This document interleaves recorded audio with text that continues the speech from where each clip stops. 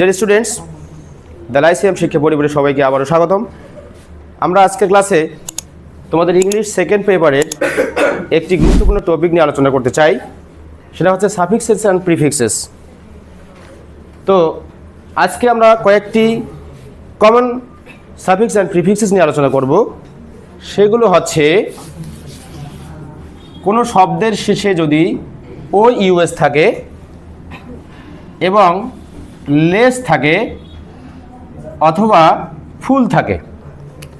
এই তিনটি ওয়ার্ড তোমাদের কাছে পরিচিত কিনা বলো দেখি? নিশ্চয় পরিচিত। তো এই শব্দগুলো কখন হবে? যখন এখানে নাউন থাকবে তখন এই শব্দগুলো এখানে যোগ হবে। আবারও দেখতে পাচ্ছি এখানে নাউন থাকবে তখন এই শব্দটা যোগ হবে। আবারও দেখতে পাচ্ছি এখানে নাউন থাকবে, নাউনের সঙ্গে ফুল যোগ হবে। এখন কথা হচ্ছে, যখন কোনো নাউনের সঙ্গে ও ইউএস, লেস এবং ফুল যুক্ত হবে তখন সেটি কোন পার্টস অফ স্পিচ হবে? তোমরা কি জানো? জানো না। তখন সেটি হবে হচ্ছে অ্যাডজেক্টিভ। মনে থাকবে, যখন কোনো নাউনের সঙ্গে ও ইউএস, লেস এবং ফুল যুক্ত হবে তখন সেই ওয়ার্ডটি অ্যাডজেক্টিভে ট্রান্সফার হয়ে যাবে। রাইট? মনে থাকবে তো? তো এগুলো খুবই কমন, এগুলো বারবার ব্যবহৃত হয়। এরপরে ঠিক একইভাবে ও ইউএস, আস এর সঙ্গে যদি এনইএস যুক্ত হয়, এনইএস আবারও হচ্ছে এনইডব্লিউএস। ঠিক আছে? তো নাউন থেকে অ্যাডজেক্টিভ, অ্যাডজেক্টিভ থেকে আবার কি হচ্ছে? নাউন হয়ে যাচ্ছে। প্রয়োজনে আমাদের এমন হতে পারে। আবার এই তিনটা শব্দের শেষে আমরা যদি এল ওয়াই যুক্ত করি তখন হয়ে যাবে কি? অ্যাডভার্ব। ক্লিয়ার? আমরা জানি যে শেষে, অ্যাডজেক্টিভের শেষে যদি কোনো এল ওয়াই যুক্ত হয় সেটা কি হয়? সেটা হচ্ছে অ্যাডভার্ব হয়ে যাবে। তো এখন আমরা ট্রাই করে দেখব যে কোন কোন শব্দের শেষে ও ইউএস আছে।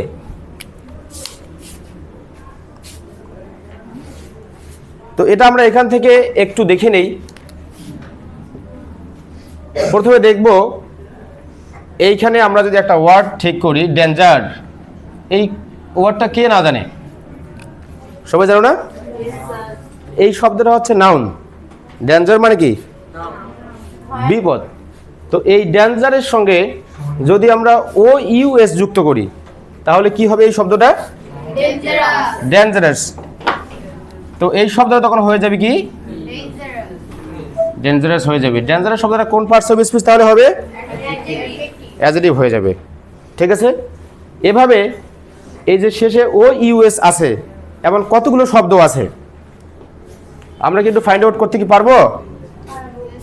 যেমন আরেকটা শব্দ আমরা দেখি, এভাবে অনেক শব্দ রয়েছে। তো দেখব যদি আমরা এরকম শব্দ একটা পাই, POISON, পয়জন। এই শব্দটা কি হবে? পয়জন একটা নাউন জাতীয় ওয়ার্ড। তো এটার সঙ্গে আমরা ও ইউএস যোগ করলে কি হয়ে যাবে আবার? পয়জনাস। পয়জন মানে কি? বিষ। পয়জন মানে কিন্তু বিষাক্ত না, পয়জন মানে হচ্ছে কি? বিষ। তো এর সঙ্গে যদি আমরা ও ইউএস যুক্ত করি তাহলে হবে পয়জনাস, অর্থ বাংলা অর্থ হয়ে যাবে কি? বিষাক্ত। ঠিক আছে? এরকম আরও অনেক শব্দ আমরা পাবো আমাদের পড়ার সময়, কথা বলার সময়, লেখার সময় অনেক শব্দ পাবো যেগুলোর সঙ্গে ও ইউএস যুক্ত করতে হয়। এরপরে দেখো, দেখি নাউনের সঙ্গে লেস যোগ করব আমরা। তো এভাবে অনেক শব্দ পেতে পারি আমরা এভাবে, যে দেখো একটু, যদি আমরা চিন্তা করি এখানে যে পাওয়ার, পাওয়ার মানে কি? শক্তি। তা পাওয়ারের সঙ্গে যদি লেস যুক্ত করি তাহলে কি হবে? শক্তিহীন। এরপরে যদি হেল্প মানে সাহায্য, হেল্প কিন্তু পার্টস অফ স্পিচের দিক থেকে একই সাথে ভার্ব, আবার একই সাথে হচ্ছে নাউন। সেন্টেন্সের উপরে এটা ডিপেন্ড করবে। তো হেল্পের সঙ্গে যদি লেস যুক্ত করি তাহলে কি হবে? হেল্পলেস হবে। হেল্পলেস মানে কি? সাহায্যহীন অর্থাৎ অসহায়। একইভাবে যদি আমরা দেখতে পারি এখানে যে অন্য কোনো নাউনের সঙ্গে যুক্ত করা যায় কিনা, তো পাওয়ারলেস, হেল্পলেস। থ্যাঙ্ক মানে কি? থ্যাঙ্ক মানে ধন্যবাদ। যদি আমরা এটাকে থ্যাঙ্কলেস বলি তাহলে কি হবে? অ্যাডজেক্টিভ হয়ে যাবে। থ্যাঙ্কলেস মানে কি? কোনো ধন্যবাদ দিল না, ধন্যবাদহীন।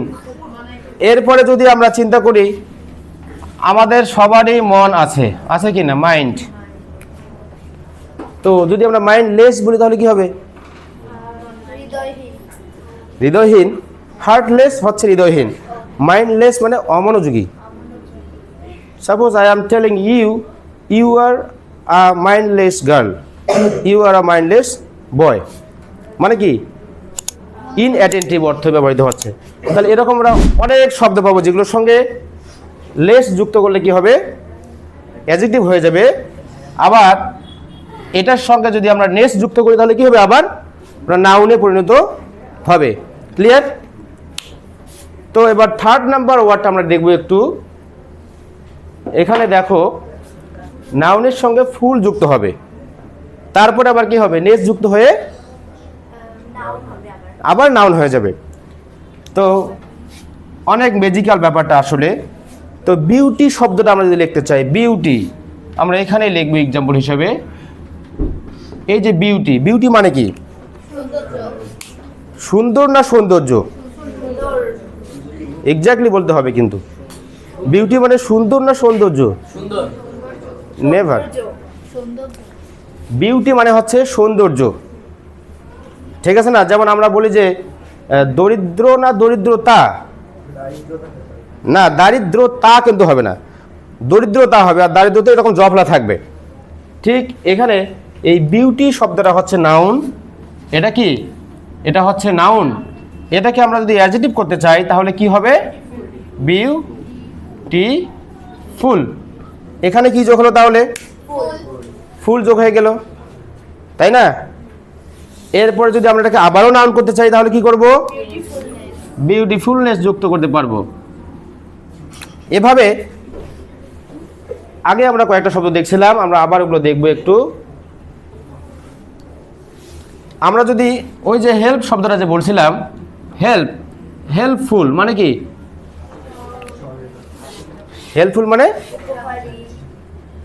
সহকারী বা সহযোগী, তাই না? সাহায্যকারী, সহায়ক। হেল্পফুল মানে কি? সহায়ক। এভাবে আর কি কি শব্দের সঙ্গে ফুল যোগ করা যাবে?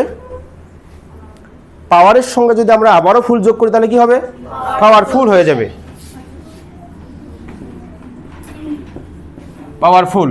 আবার যদি শেষে নেস যুক্ত করি তাহলে কি হবে? পাওয়ারফুলনেস।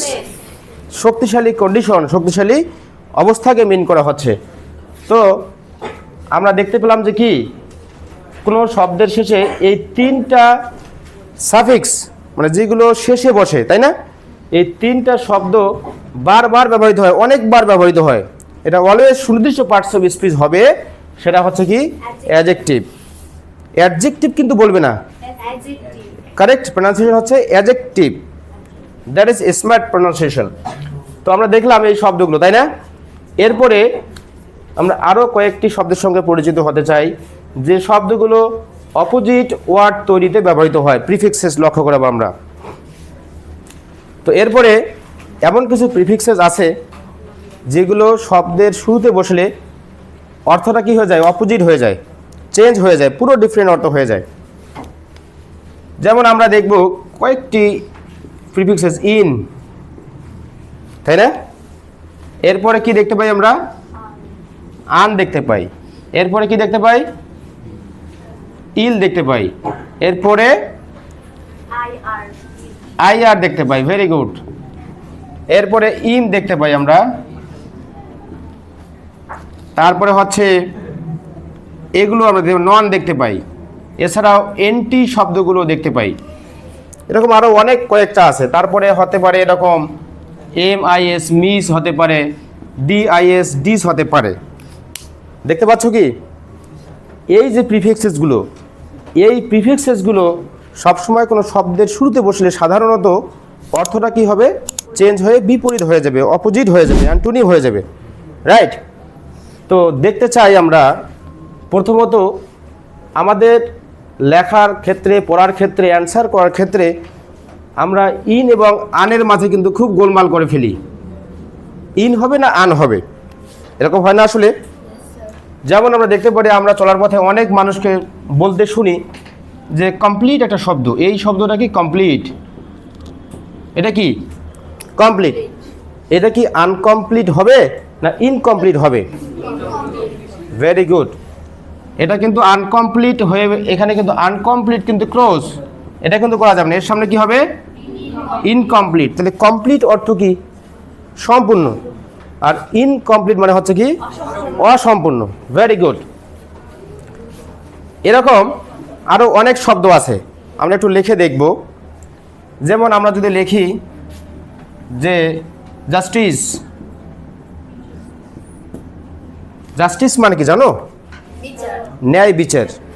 এর সামনে যদি আমরা আনজাস্টিস করব না ইনজাস্টিস করব? ইনজাস্টিস করব। Very good. এরকম আমরা অনেক শব্দতে সিনসিয়ার, ইনসিনসিয়ার, এরপরে অ্যাপ্রোপ্রিয়েট, ইনঅ্যাপ্রোপ্রিয়েট, আনঅ্যাপ্রোপ্রিয়েট। আমাদের কাছে মনে হচ্ছে যে আমরা আন ইউজ করব, আর অনেকে কিন্তু এক্সামে কিন্তু এটাই করে, যেখানে ইন হওয়ার কথা ও কনফিউজ হয়ে যায় যে তখন আন ইউজ করতেছে। এটা আমরা করবো না। সুনির্দিষ্ট কিছু ওয়ার্ড আছে, complete, incomplete, justice, injustice, sincere, ইনসিনসিয়ার, এরকম অনেক শব্দ আছে, তাই না? প্রপার, এরপরে এখানে দেখো ইমপ্রপার হয়, অন্য ক্ষেত্রে আমরা দেখব। তো আন তাহলে কখন হবে? আন তো অনেক জায়গায় হয়, তাই না? তো আমরা ওগুলো সবগুলো শেষ করতে পারবো না, যেগুলো কনফিউজড হয় আমরা সেগুলো দেখব। তো আন দিয়ে কতগুলো শব্দ আমরা দেখতে চাই।